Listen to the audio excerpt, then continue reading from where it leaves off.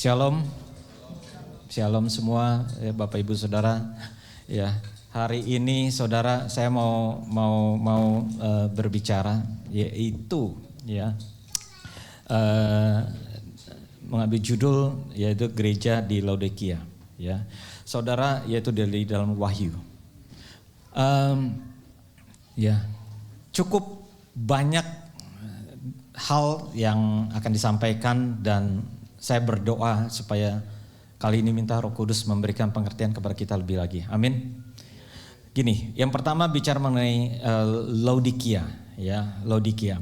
Di dalam Wahyu 2 ayat dan Wahyu 2 dan Wahyu 3 itu bicara yaitu waktu Yohanes di Pulau Patmos, yaitu untuk ke-7 gereja. Ada 7 gereja di dalam Wahyu yang Tuhan minta pesan itu. Oh belum ya. Pesannya yaitu pesan kepada 7 gereja. Sekarang apa yang dimaksud 7 gereja? 7 gereja itu bukan ditujukan kepada gereja 1, 2, 3, dan 4 sampai gereja 7. Bukan seperti itu. Pengertian adalah pengertian daripada 7 gereja di sini adalah bahwa mewakili di dalam zaman ini atau di dalam sejarah gereja bahwa keadaan gereja dikategorikan dengan 7 tipe, 7 kategori gereja sampai dengan Tuhan Yesus datang. Amin. Itu ya. Jadi 7 keadaan gereja. Terus kemudian sambil nunggu dikatakan yang kedua, Laodikia. Pesan Tuhan untuk gereja di Laodikia adalah gereja yang terakhir, ya, gereja yang terakhir. Oke, sambil kita nunggu. Terus kemudian kenapa saya mau bicara Laodikia? Bahwa dari 7 keadaan, 7 kategori gereja, yang terakhir ini yang menggambarkan gereja pada akhir zaman sebelum Tuhan Yesus datang yang kedua kali. Amin. Ya. Wow. Mudah-mudahan jalan karena ya. Karena ini penting. Kalau gitu kita lihat, kita buka Alkitab. Sambil nunggu kita buka Alkitab. Ya. Di Wahyu 3 mulai dari ayat yang ke-14. Dari Wahyu 3 mulai ayat yang ke-14.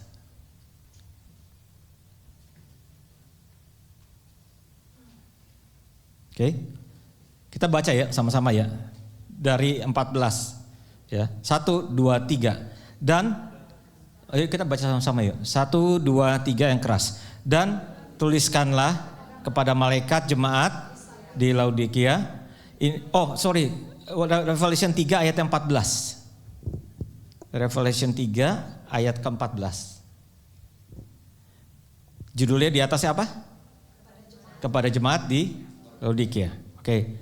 Ayat 14, 1, 2, 3. Dan tuliskanlah kepada malaikat jemaat di Laodikia.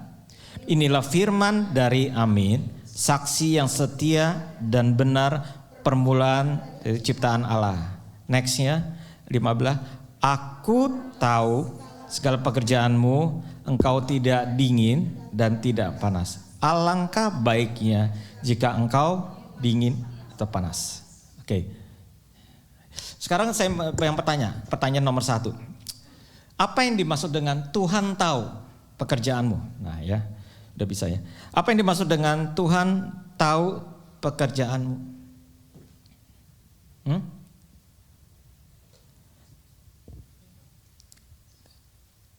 Ada yang tahu? Dia tahu keadaan kita, dia tahu pekerjaan kita. Saudara, waktu Tuhan bilang aku tahu segala pekerjaannya, bukan hanya Tuhan tahu pekerjaan kita, tetapi Tuhan tahu yaitu keadaan kita. Dia bilang ini, saudara coba baca ayatnya yang komplit. Aku tahu segala pekerjaanmu, engkau tidak dingin dan tidak panas. Jadi Tuhan tahu apakah kita dingin atau panas, benar nggak? Tidak dingin, tidak panas. Jadi Tuhan tahu keadaan kita sebenarnya. Karena itu Tuhan tahu pekerjaanmu. Tidak, bukan hanya pekerjaan kita saja, tapi sebenarnya the realnya yaitu keadaan kita. Oke. Sekarang apa yang dimaksud sekarang dengan dingin dan panas? Ya. Yang kedua kebanyakan ada salah misinterpretasi. Saya sering banget mendengar yaitu mengenai dingin dan panas, bahwa dingin kita tuh harus jadi orang Kristen harus either dingin atau panas. Itu bicara mengenai hubungan dengan Tuhan. Kalau mau benar sekalian, mau jahat sekalian. Saudara, sorry, bukan seperti itu. Pengertian di sini, engkau mendingan dingin atau panas. Tuhan bilang, alangkah baiknya jika engkau dingin atau panas. Kalau ini ternyata bicara mengenai hubungan, pasti Tuhan bilang biar engkau menjadi panas, jangan dingin. Benar gak? Tapi ini enggak. Engkau either dingin atau panas. Jadi memang dua-duanya sebenarnya adalah baik.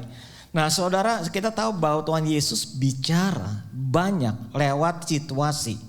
Saya mau kasih tahu yaitu keadaannya, keadaan daripada Laodikia ini di mana? Saudara, ini Laodikia, ya. Saudara, ini Philadelphia, berarti di sini SF. Oh, enggak ya, enggak masuk ya. Saudara, ya. Nah, Tuhan tuh waktu bilang di Laodikia, dia bilang, ya, melihat kota yang terdekatnya cuma dua, yaitu Hierapolis dan Kolose. Saudara, Hierapolis itu cuma 6 mile. Kolose itu 11 mile daripada Laodikia. Sekarang saya Charles sudah pernah ke sini tempatnya. Tempatnya yaitu ini Hierapolis. Ya, Hierapolis nih masuk dalam UNICEF kemarin. UNICEF. Gak ada kaitannya. UNESCO Heritage ya beda dikit lah ya, beda dikit. Saudara, dia masuk. Kenapa? Masuknya yaitu kategori tempat yang harus dilihat sebelum kita apa? Kita mati. Katanya gitu. Katanya ya di. Saudara, ini yaitu apa? Salju. Bukan, saudara. Ini bukan salju. Saudara, yang putih-putih ini nggak mungkin kalau salju begini, ya. Charles pernah ke sana kan ya? Yang ke sana. Saudara, ini tuh mineral. Ini mineral. Ini apa namanya? Ini terkenal dengan yaitu ini loh. Pemandian air panas. Air panas di Hierapolis. Jadi ini batu-batu, saudara, ini tempat turis, orang pada kesini nggak boleh pakai sepatu, katanya.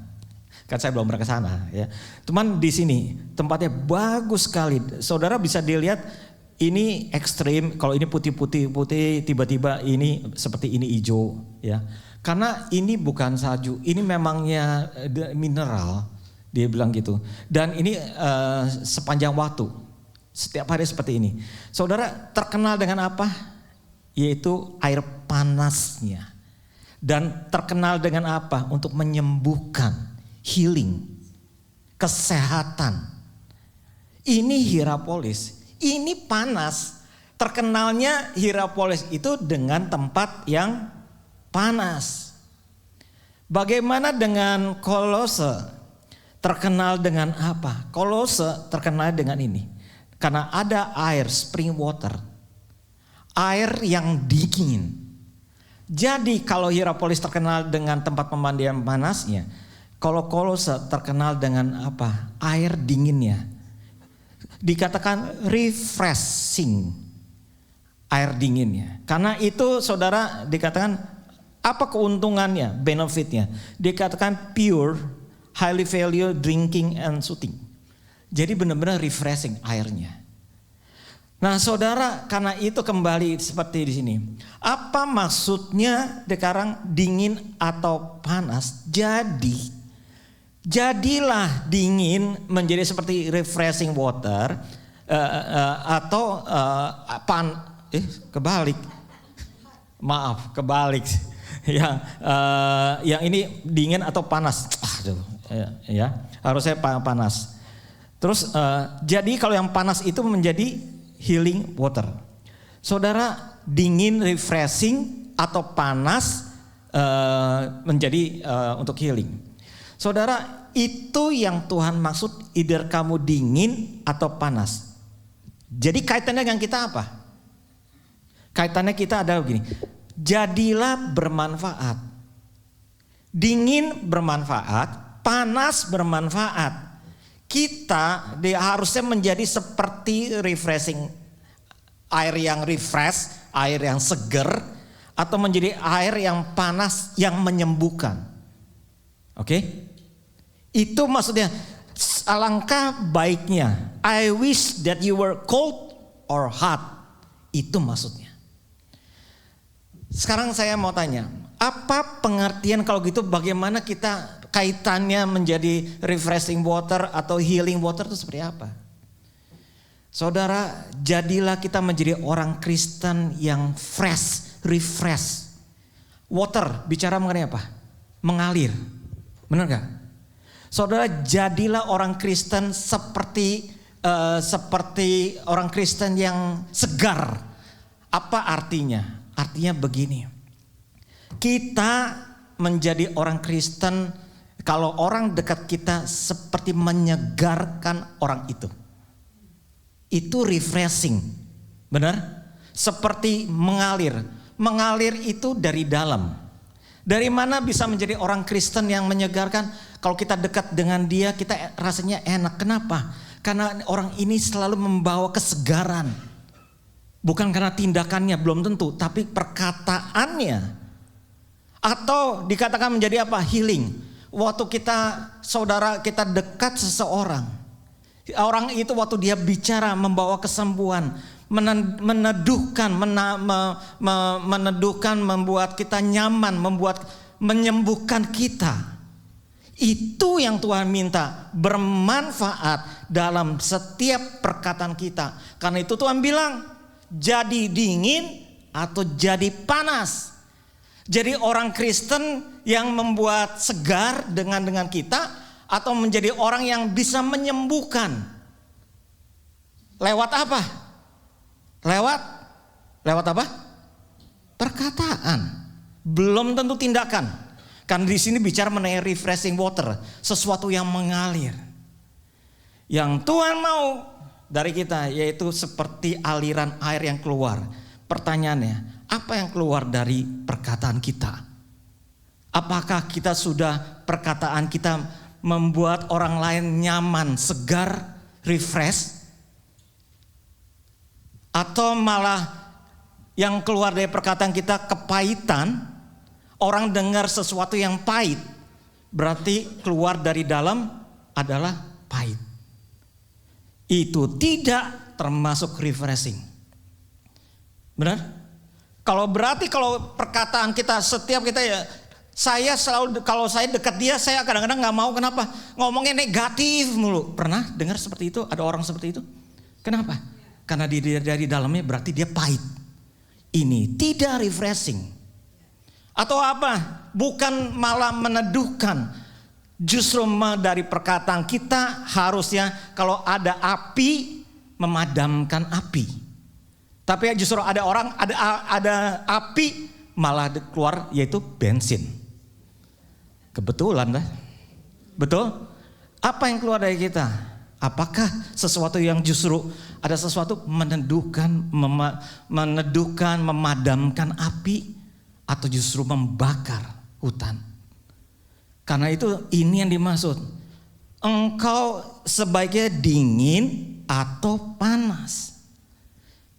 Karena itu saudara, apa yang keluar itu dari dalam hati menunjukkan bahwa kita dingin atau panas. Amin. Dingin atau panas. Selanjutnya, apa yang dimaksud dengan tidak dingin, tidak panas? Firman Tuhan dikatakan itulah namanya suam-suam kuku, lukewarm. Apa yang dimaksud dengan suam-suam kuku? Saudara, suam-suam kuku itu seperti apa? Dia bukan room temperature. Beda. Kalau air disebut room temperature itu bukan disebut lukewarm. Tepid water. Enggak seperti itu. Dikatakan suam-suam kuku itu lebih panas daripada room temperature. Itu suam-suam kuku. Saudara, saya senang kalau misalkan kopi atau teh mintanya yang apa? Panas atau hangat? Hangat itu panas di bawah sedikit. Tapi dia bukan suam-suam kuku. Bukan suam-suam kuku. Saudara, suam-suam kuku gini, kalau saudara minum kopi atau teh, saudara ditinggalin cukup lama, sehingga dia dari panas menjadi ya agak mau dingin juga enggak, panas juga enggak gitu. Kebanyakan kalau gitu dipanasin lagi. Kalau saudara minta kopi atau teh, minta yang hangat, itu sebenarnya lebih ke arah panas, bukan suam-suam kuku.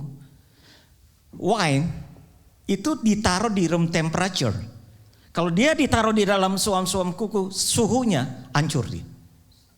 Rusak. Ya saudara ngerti kan? Jadi ini suam-suam kuku bukannya room temperature, tapi lebih panas sedikit. Sebenarnya lebih gampang, yaitu berkaitan kalau suam-suam kuku ini serba tanggung. Ya panas juga enggak, ya dingin juga enggak gitu. Ya. Kalau mandi saudara lebih enak mana? Ya mau panas boleh, ya mau dingin boleh. Enggak, kalau di suam-suam kuku ya enggak terlalu membawa refreshing gitu. Bener enggak? Lebih kebanyakan enaknya yaitu panas, mendekati kepada panas. Nah, sekarang itu yang dimaksud dengan suam-suam kuku. Apa kata firman Tuhan katakan? Ya, katakan firman Tuhan, kalau engkau suam-suam kuku tidak dingin tidak panas, aku akan memuntahkan engkau dari mulutku. Apa yang dimaksud dengan dimuntahkan? Yaitu nih, Tuhan reject with disgust. Menjijikan. Tuhan akan reject, Tuhan akan muntahkan. Saudara, kenapa Tuhan muntahkan? Ini yang saya mau bahas juga. Kenapa sampai seperti begini, enggak dingin enggak panas, kok Tuhan sampai muntahkan? Yang pertama, karena Tuhan tidak mau kita suam-suam kuku intinya. Tuhan tidak mau kita suam-suam kuku. Kenapa? Oke, itu yang kita bahas. Ciri-cirinya dulu sekarang. Apa yang dimaksud dengan suam-suam kuku? Adalah orang berkata begini. Dia akan bilang, aku kaya, aku telah memperkayakan diriku dan aku tidak kekurangan apa-apa. Dia bilang, aku kaya, aku telah memperkayakan diriku, aku tidak kekurangan apa-apa. Saya mau tanya, dia ini kaya atau enggak sih? Hah? Kaya atau enggak? Kaya. Saya yang terkenalnya yaitu ini. Black glossy wool. Di sana terkenal dengan dombanya itu hitam. Ya. Bukan diwarnain hitam, enggak. Memang dombanya hitam, saudara. Hidungnya juga hitam. Enggak putih, saudara. Benar. Ini sangat terkenal di Laodikia. Karena itu ini hasilnya ini mahal. Dari zaman dulu sampai dengan mereka buat kasmir, ya, tapi terkenal dengan warna hitam. Ini dari zaman Alkitab sudah terkenal sekali. Dan banyak orang cari karena ini tuh unik sekali, black glossy wool dari Laodikia. Ya, itu yang pertama yang terkenal. Ini karena itu seluruh dunia mencari untuk black glossy wool itu dari Laodikia. Yang kedua, ini terkenal dengan apa? Ada salep untuk mata, namanya nih Phrygian powder. Dari sejak zaman dulu dipakai tentara Romawi. Ya, dipakai tentara Romawi untuk powder untuk mata. Ini sangat terkenal. Ini waktu terakhir kemarin mereka di kapal, mereka penemuan dari arkeologi ini. Tapi disebutkan namanya yaitu ini. Mereka punya sekolahnya paling terkenal untuk sekolah pengobatan mata. Jadi di sini yaitu di Laodikia ini dua yang terkenal. Yang ketiga sebenarnya banking, di situ terkenal. Ya. Oke, sekarang ini adalah sudah sangat terkenal. 7 jemaat, kalau saudara perhatikan, dari yang ke-7 yang paling makmur yaitu yang Laodikia. Dan yang paling terakhir yang menggambarkan keadaan dunia, keadaan gereja itu seperti di Laodikia. Ini keadaannya, tetapi sebenarnya itu mewakili keadaan akhir zaman, keadaan situasi orang-orang Kristen yang ada di dunia ini. Jadi balik lagi, kalau saya bilang nih orang arogan banget, kalau aku tuh sudah kaya, aku nggak perlu lah, saya udah kaya, saya udah memperkaya diri saya udah cukup, nggak ada kurangnya. Kalau orang ini saya bilang ini orang benar-benar arogan. Saudara ada orang yang seperti itu? Sebelah kiri, sebelah kanan gitu enggak? Enggak ya, jangan ya. Jangan terribut lagi. Saudara, apa yang membuat berbeda ini? Dari mana kita tahu arogan? Yaitu dari perkataannya. Benar enggak? Saudara, memang tindakan bisa sih. Saudara kalau ada datang, saudara dilihatin dari atas bawah. Nah itu tindakan. Itu sombong. Bisa kan, pakai mata juga bisa, ini orang sombong. Tapi kebanyakan dari mana taunya? Kalau dari ayat ini, karena kalau ada orang berkata, saya sudah cukup lah, saya nggak perlu lah, semuanya oke. Nah ini sebenarnya juga dari perkataan.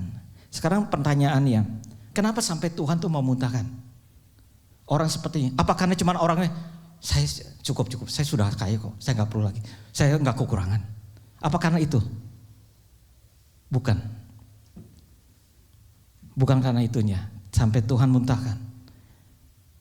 Saudara tahu kenapa? Kalau orang yang seperti ini, dia punya prinsip, dia tidak akan pernah mau maju lagi. Kenapa? Yuk, mari yuk kita buat ini yuk. Udah nggak usah lah. Cukup lah. Ayo dong, nginjil yuk, deketin yuk. Udah, nggak usah. No need. Gayanya sih sengak banget ya. Bener nggak sih? Kalau ada orang seperti ini kan, diajak maju, diajak ini kenapa? Yang itu udah lewat dah. Saya udah cukup. Bener nggak? Ini orang kalau keadaan seperti ini, mau diminta apa? Dia bilang nggak perlu. Kenapa? Karena buat dia bang, nggak. Saat ini cukup kok. Nggak usah lah. Itu udah lama. Itu Billy 0.0 gitu. Sekarang Billy 0.2. Udah nggak perlu lagi, benar nggak? Kalau orang seperti ini prinsipnya, dia tidak akan bisa diajak lagi untuk lebih lagi. Karena buat dia segala sesuatu udah cukup. Segala sesuatunya cukup. Kenapa? Karena itu Tuhan bilang, Tuhan muntahkan. Kenapa? Ini orang punya prinsip, gak akan bisa digoyahkan. Kenapa? Dia gak mau maju lagi, karena dia pikir dia cukup. Susah banget punya pandangan. Karena itu Tuhan bilang, ini orang yang seperti ini dablek. Kenapa? Gak akan pernah bisa lagi. Kenapa? Karena dia sudah punya prinsip. Saya sudah cukup, inilah saya, ya sudah. Tuhan tidak dikasih room lagi untuk berkembang.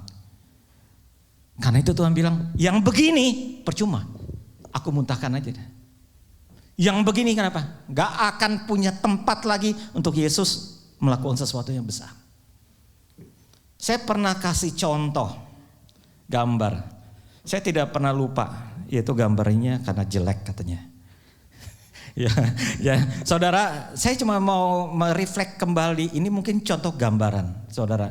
Perbedaan antara gambar yang kiri dan yang kanan. Saudara, waktu itu kenapa, apa yang membuat berbeda katanya kiri dan kanan? Apa? Sudut pandang, benar. Kenapa? Karena ini perspektifnya salah. Sudut pandang titiknya yaitu salah, sehingga ini berantakan semua. Di sini kenapa tangga tiba-tiba ada di tengah pintu, padahal enggak. Karena memang salah gambar aja. Dua-duanya memang nggak mikir sih. Saya gambarnya nggak mikir. Jadi cuman yang ini tuh lagi iseng, lagi nunggu, ya udah coret, nggak dilihat lagi. Ternyata perspektifnya salah. Yang ini perspektifnya benar. Jadi begini, kalau dikatakan sudut pandang salah, saya cuma bisa bilang ini nggak bisa dipakai lagi. Ini saya buang. Kenapa? Kalau perspektifnya salah, that's it, done. Tapi kalau jelek masih bisa diperbaiki. Benar, ada room. Tapi kalau sudut pandang salah, ini harus cuma bisa satu, yaitu dibuang aja.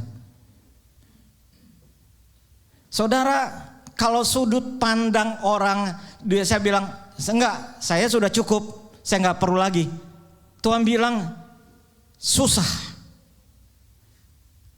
Kalau bilang saya sudah cukup everything, itu enggak berarti orang ini enggak mau berkembang.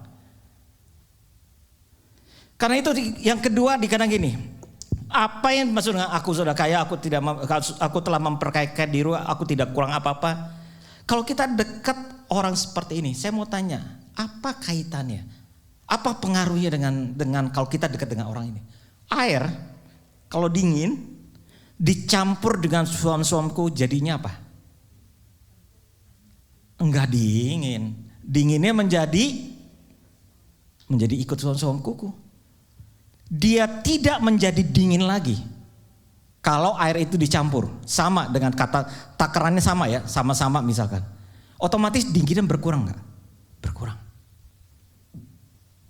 Bagaimana dengan panas? Sama. Kalau panas dikasih air suam-suam kuku, dia tidak menjadi panas sekali. Menjadi hangat. Jadi apa masalahnya? Ini masalahnya.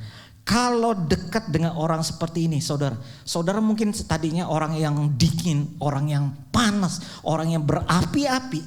Tetapi waktu saudara dekat dengan tiba-tiba dekat orang-orang model kalau seperti ini, itu bisa dragging rohani kita. Ini bahaya untuk orang lain. Benar gak? Saudara, kita berapa kuat kita dengar orang komplain tiap hari? Berapa kuat kalau tiap minggu? Berapa kuat kita kalau dia selalu dekat dengan orang-orang seperti ini? Otomatis rohani kita bisa ke bawah. Jangan bilang kita kuat, saudara. Enggak bisa. Suhu air aja bisa pengaruh. Kita bisa pengaruh. Karena itu kenapa Tuhan muntahkan? Karena ini bahaya banget. Mempengaruhi rohani seseorang. Karena itu Tuhan benar-benar, maaf, kenapa Tuhan benci seorang seperti ini? Pertama, dianya gak bisa maju karena dia gak mau maju. Tapi kedua, kenapa? Dia bisa mempengaruhi orang sehingga mundur. Karena itu mengertikan kenapa Tuhan bilang aku muntahkan. Karena seperti ini. Saya percaya tidak kebetulan. Kita masuk the year of decision. Saudara kalau saudara menyayangi diri saudara tahu ada orang seperti itu, saudara sebaiknya pisahkan, hindarkan. Karena tidak akan membawa sesuatu yang lebih baik. Amin. Buat saya penting daripada saya ketemu orang yang terus komplain. Saya selalu bilang kalau sampai mendingan saya bilang gak usah ngomong ya. Saya bilang kenapa? Karena saya tahu saya gak kuat kalau terus orang gitu. Karena kedua kuping saya gatel. Gitu. Saya bilang kalau ngomongin orang saya bilang saya gak bisa. Saudara tahu kita berdua lah. Ya. Tapi saya kenapa? Terutama karena saudara orang itu kasih tahu pandangan mengenai si A. Ini otak nih jalan. Analisa kita tuh jalan. Pertama kali enggak dalam nama Yesus, tapi lama-lama sesuatu yang baru, masa sih? Betul, lama-lama bisa seperti itu. Karena itu saya bilang, saya percaya mungkin berat, mungkin hindari orang-orang yang tidak membawa rohani kita maju buat saya. Buat saya. Amin. Berat hari ini. Tapi ini firman Tuhan buat kita 2026 ke depan. Ini yang Tuhan mau. Sekarang bicara, apa pendapat Tuhan? Tuhan bilang begini, orang seperti ini. Engkau sebenarnya tidak tahu bahwa engkau melarat, malang, miskin, buta, telanjang. Ini gak nyangka. Dia pikir dia kaya, dia punya black wool, dia makmur segala. Saudara, Tuhan bilang apa? Enggak.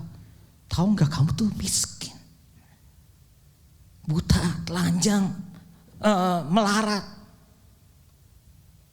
Tuhan bilang, wow. Saya punya prinsip ini. Everything is okay doesn't mean everything is okay. Kalau kita bilang, waktu kita bilang nih, gimana kabarnya? Puji Tuhan, semuanya baik kok. Ya, puji Tuhan lah. Ya, itu oke. Tapi kalau semua dalam keadaan seperti itu, ya oke sih. Ya oke, semuanya berjalan dengan baik, lancar. Ya puji Tuhan buat saya. Tetapi kalau keadaan seperti itu, ya ini ada yang udah di-mute semuanya. Ini feedback. Tapi kalau keadaan seperti itu tidak menjamin bahwa sebenarnya juga oke. Karena keadaan suam-suam kuku yang semuanya berjalan dengan baik dan lancar, semuanya tidak dingin, tidak panas, nggak perlu terlibat ini, nggak perlu terlibat situ, saya in the middle man aja dah. Kalau saudara memutuskan seperti itu, begitu. Yang penting saya kan datang ke gereja. Udahlah, yang penting saya datang, saya duduk, saya nggak usah sampai nyanyi, itu nggak apa-apa. Yang penting saya sudah datang, saya ikut, saya ikut berpartisipasi, dan saudara in the middle, kayak middleman seperti itu. Kalau saudara bilang saudara lakukan terus itu drastis, jaraknya itu grafiknya itu bukan lurus tapi menurun jauh. Saya akan buktikan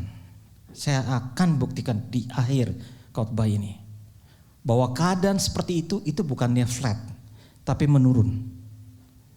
Kenapa? Secara tidak sadar, kalau kita lakukan secara rutin begitu terus, semuanya begitu, itu begini lama-lama tuh turun. Di dalam Mazmur kan, Mazmur 73:18 gini, that you put them in the slippery place. Itu seperti di tebing. Orang yang seperti ini, saudara, keadaan seperti ini, itu sebenarnya sedang di ujung. Sedikit lagi kalau salah jalan, masuk ke jurang. Saya kasih contoh. Forever 21. Saudara tahu Forever 21? Lagu. bukan lagu. Ini fashion. Forever 21. Dulu dia dimulai dari tahun 84, namanya Fashion 21. Tahun 87 dia ganti menjadi Forever 21. Yang punya yaitu keluarga dari Korea, anak Tuhan. Di kantong Forever 21 yang kuning di bawahnya ada John 3:16 di kantongnya, ya. Dia anak Tuhan sungguh-sungguh, dan Tuhan berkati luar biasa. Dia diberkati, mereka diberkati secara luar biasa. Dari yang ke base itu di LA, itu dari tempat yang kecil, terus kemudian berkembang sampai seluruh dunia, dan dalam berapa tahun. Saya itu dikatakan value-nya sampai 15 atau 13 billion US dollar. Itu orang itu menjadi bilioner. Ya, anak Tuhan sungguh. Dalam satu ketika, waktu dia terus berkembang. Dalam satu step, ya oke lah, cukup. Dan saudara, ada kesalahan yang tidak dianggap. Saudara, disu sampai belasan orang-orang terkenal. Dan akhirnya bukan hanya itu, dan satu dan dua hal kan dikasih ke anaknya. Dia tidak aware, dia tidak sadar dalam keadaan nyaman, semuanya berjalan dengan baik, dia tidak siap.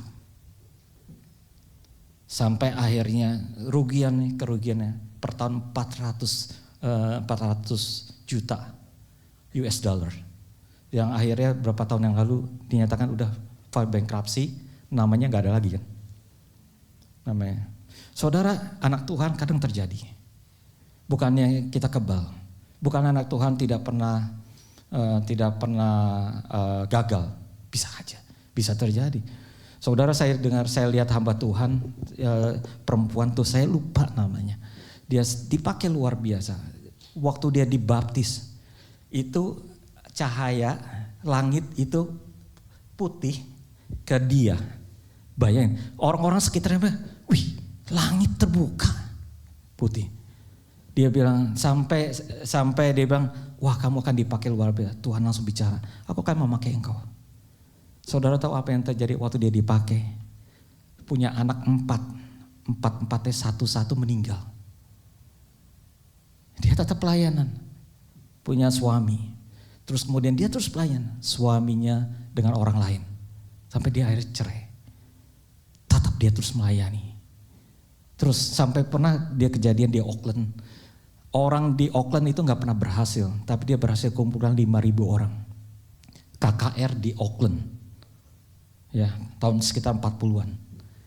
Tapi lihat hidupnya luar biasa ngalamin, tapi tetap Tuhan juga pakai. Anak Tuhan bisa aja alami, ya. Karena itu saya bilang tidak pernah menjudge seseorang.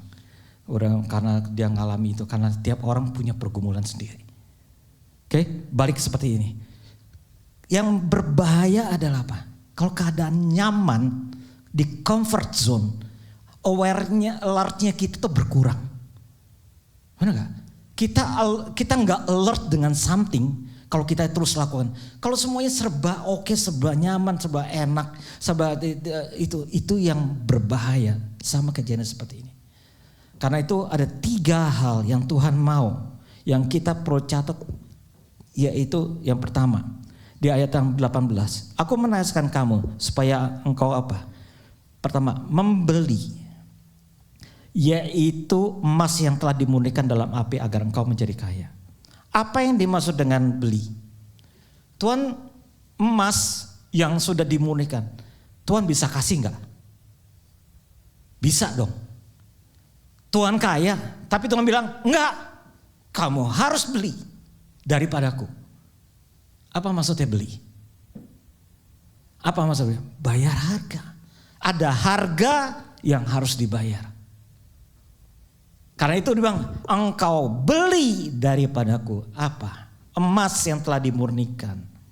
Apa yang dimaksud dengan emas yang dimurnikan? Emas yang dimurnikan artinya proses. Artinya apa sih? Ini artinya kita harus memberikan diri, rela. Saya bilang lebih tepat nih, rela. Memberikan diri untuk apa? Siap diproses. Sehingga kita timbul seperti emas. Amin. Saudara, ada yang gak rela. Ada yang gak rela untuk kita diproses. Saya bilang kayaknya kita harus. Kita harus merelakan diri. Ya Tuhan, mungkin masih ada yang kurang. Kalau mungkin tahun-tahun lalu saya pikir cukup, ya sudah, do it Tuhan. Saya ready. Waktu kita memberi diri, merelakan diri. Ada yang tidak baik, Tuhan proses. Saya mau Tuhan, lebih baik.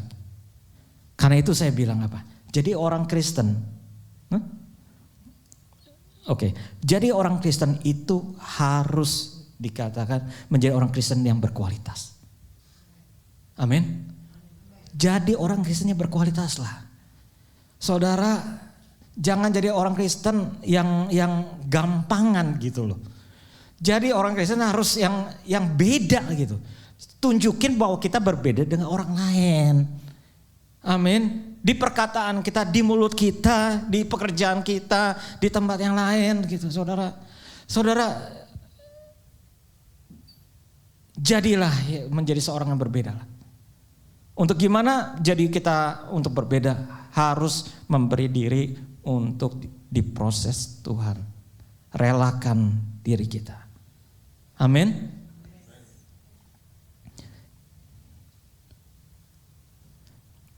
Oke, yang kedua.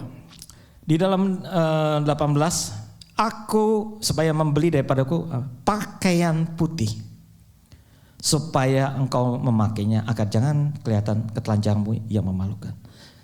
Di sini ketelanjangan pengertiannya yaitu dikatakan apa? Terhadap apa? Terhadap dosa, terhadap seperti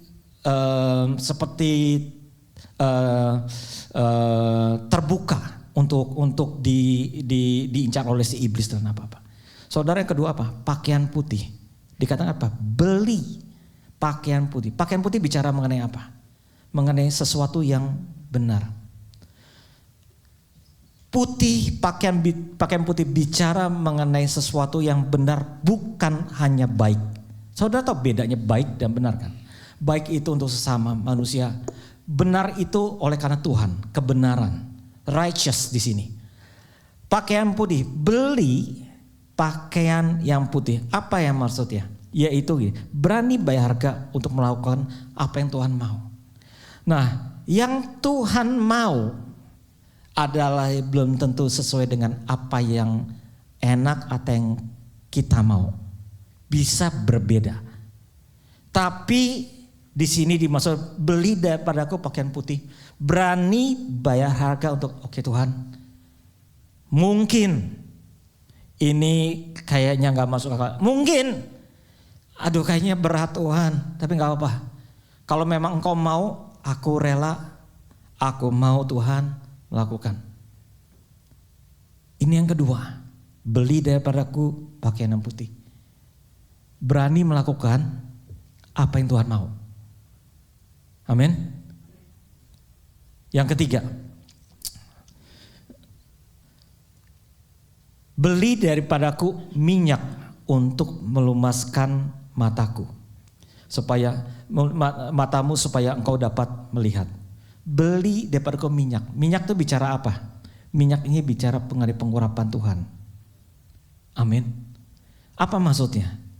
Bahwa jadikanlah pengurapan itu menjadi sesuatu yang utama buat kita. Saya tidak tahu saudara aware atau enggak. Kita berdua sangat mengutamakan pengurapan daripada Tuhan. Maksud gini, pengurapan itu penting buat kita berdua. Benar?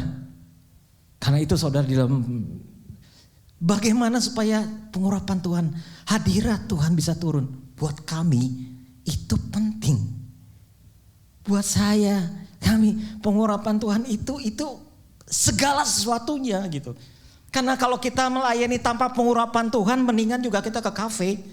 Lebih bagus, musiknya lebih bagus, yang nyanyi lebih bagus, lagunya juga lebih enak mungkin. Tapi kita nggak ketemu Tuhan di situ. Benar nggak? Kita mau yaitu dalam pujian penyembah ketemunya bukan ketemu orang. Hai Jos, enggak seperti itu. Maunya ketemu Tuhan.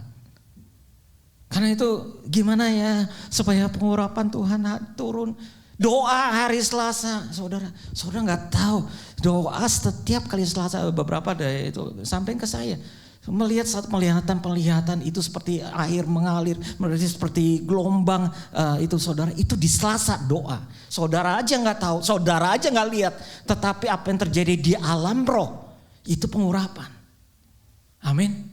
Itu buat saya penting, buat kami itu penting, karena itu semua yang berkaitan dengan pengurapan itu adalah penting, karena itu doa pengurapan penting buat kami. Kenapa? Itu modalnya kita. Jangan sampai kedagingan yang muncul. Kalau nggak ada pengurapan Tuhan, kedagingan muncul. Masalahnya cuma satu. Kita saudara nggak bisa bedakan kan antara yang ini kedagingan atau ini Roh Kudus. Bisa nggak? Tipis.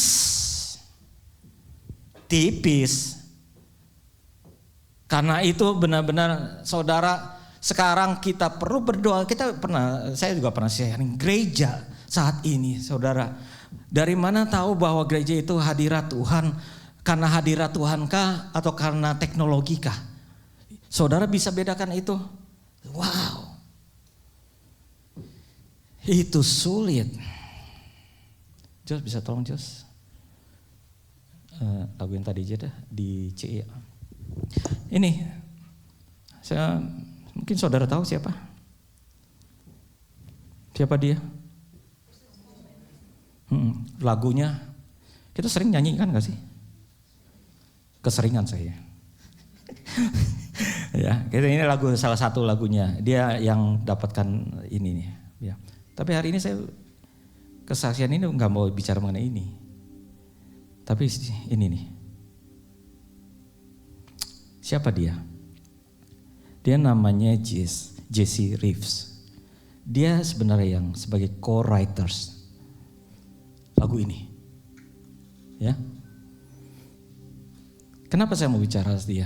Waktu saya lihat video, dia kesaksian, saya bilang, wow. Kenapa? Setelah 17 tahun, dia bersama dengan Chris Tomlin. Dia bilang, per kemarin, akhir 2024 ke 2025. Setelah 17 tahun dia bilang, dia quit. Dia bilang, saya sudah cukup ya. Saya sudah tahan begitu lama. Saudara, ini alasannya. Alasannya begini.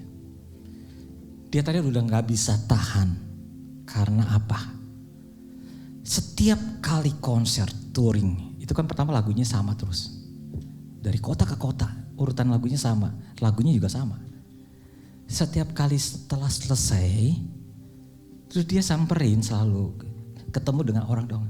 Aduh, saya diberkati Tuhan, wah luar biasa hadirat Tuhan, wah saya dijamah Tuhan. Ya, saudara, dia nggak tahan, dia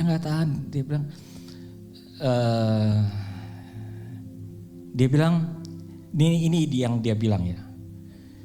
Terlalu easy untuk dimanipulate. Terlalu easy dimanipulate dengan lighting. Dengan chord progression. Kita diem aja sih, Jos begini kita bisa rasa hadirat Tuhan. Maksudnya terlalu gampang dimanipulate dengan lighting, dengan sound system, dengan chord progression, dengan apa? Ya, ini saya kan tulis saya tulis apa yang menjadi dapat rema apa tiap hari. Saya tulis di catatan pribadi saya. Waktu di rema itu saya cuma tulis. Jadi pertanyaannya, apakah Roh Kudus ada di situ atau tidak? Saudara nggak usah jawab. Saya bilang saya nggak bisa jawab. Bukannya berarti Roh Kudus nggak ada, belum tentu. Benar nggak? Bisa aja memang Roh Kudus ada di tempat itu. Bisa aja orang ininya. Tapi yang jadi masalah bukan itunya. Kalau kita datang beribadah, tidak memotivasi kita untuk lebih, kita akan datang seperti biasa minggu-minggu yang lalu. Hadirat Tuhan gak akan mengubah kita. Lama-lama kita kebal dengan hadirat Tuhan. Saudara, is everything okay? It doesn't mean that everything is okay. Kitanya, buat saya penting sekali bahwa kita ada sesuatu yang berbeda. Kita nggak bisa nih cuman datang tiap minggu ke sini, cuman dengerin duduk, abis itu pulang. Hari itu Senin kerja sampai hari dengan Selasa doa dulu. Saudara Rabu, Kamis, Jumat, Sabtu, Minggu nanti kerja lagi, ntar Minggu datang lagi ke tempat ini. Begitu. Berapa lama kok kita lakukan itu dan itu terus? Kalau tidak ada sesuatu yang mau memotivasi, merubah kita untuk naik tingkat, akan jadi suam-suam kuku. Ini namanya kondisi nyaman. Kalau itu nyaman di kita, berapa lama kita bisa bertahan? Saya ini bagikan kesaksian ini bukan karena apanya. Ini cuma salah satu contoh. Kalau kita tidak memotivasi bahwa datang ke hadirat Tuhan itu penting. bahwa kita harus improve nih. Kalau enggak kita enggak akan bisa seperti ini. Kita rohani kita pasti kita bisa menjauh daripada Tuhan. Kalau terjadi seperti itu dalam kehidupan kita akan diimprove. Tapi kalau bilang cukup, nggak apa-apa lah, sama juga 2026. Ya saya begini-begini. Yang penting saya udah datang ke gereja kok. Yang lain nggak ke gereja. Yang penting saya udah melayani, orang lain pada nonton. Apakah itu cukup? Belum tentu. Yang cukup di hadapan Tuhan. Benarkah apakah kita jangan-jangan suam-suam kuku? Cuman kita buta. Amin.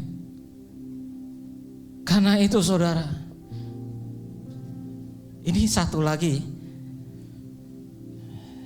Akhirnya dia keluar. Dia bilang dia bagus sekali. Dia bilang, saya tidak mau ngomong mengenai dia. Ini just me. Akhirnya dia bilang dia keluar. Terus kemudian dia pelayanan. Pelayanan dimulai dari mana? Dari kelompok yang kecil, di rumah-rumah.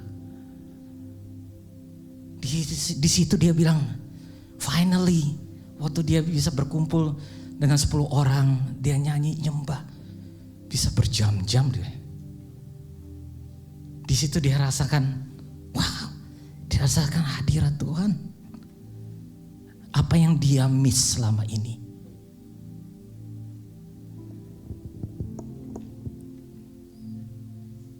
Janganlah menjauhkan diri dari ibadah. Betul? Itu betul. Tapi kalau saudara terus beribadah dengan rutin tanpa ada satu perubahan, akan menjadi rutinitas.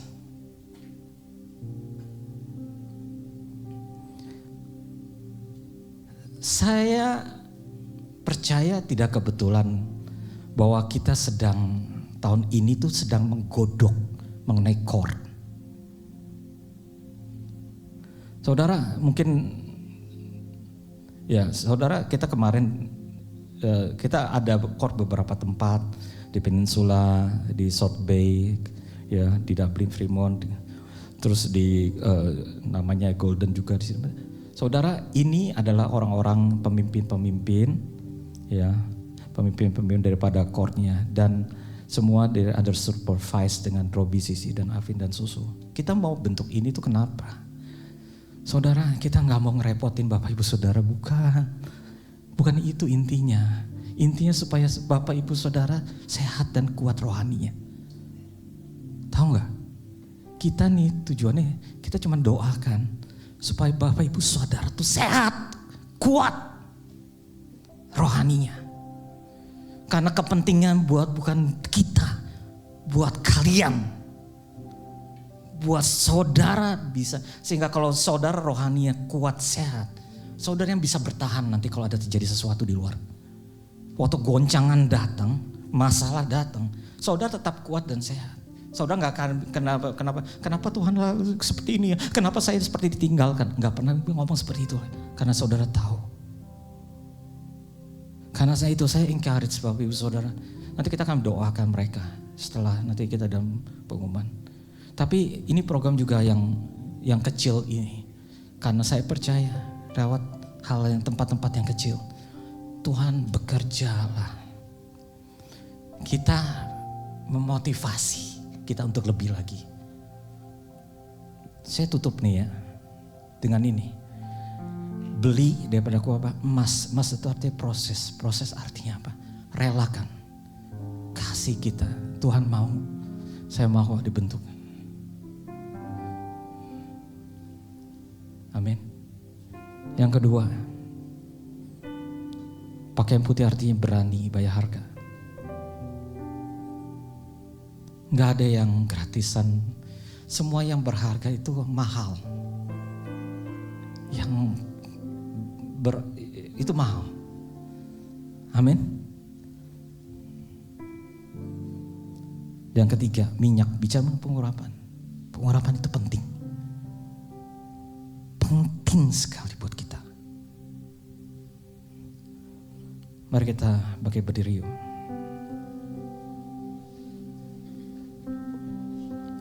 It is you. It is you. It is you that I love. It is you,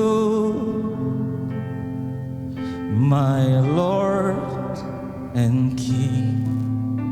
I apprehend to know and be known you. It is you, it is you that I worship. Holy, holy, yes, you are worthy. Oh, I love you, Lord. It is you. It is you. It is you. It is you that I love. It is you, my Lord and King. I apprehend to know and be known you. It is you. It is you that I worship. Holy, holy, worthy, yes, you are worthy. Oh, how I love you, Lord. Mari sekali lagi saudara nyanyikan ini. It is you, it is you, it is you that I love. It is you, my Lord and King. I apprehend to know and be known you. It is you, it is you that I worship. Holy, holy, worthy, yes, you're worthy. Oh, how I love you, Lord.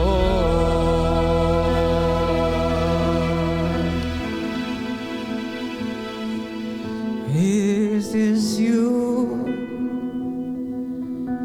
it is you, it is you that I love.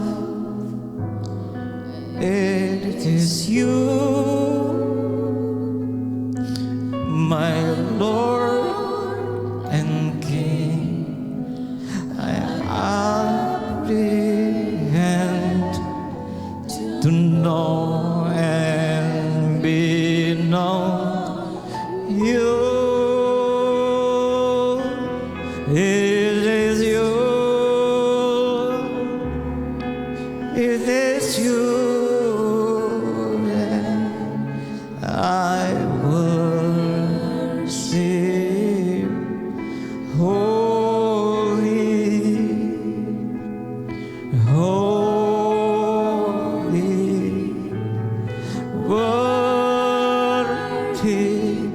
Yes, you're worthy.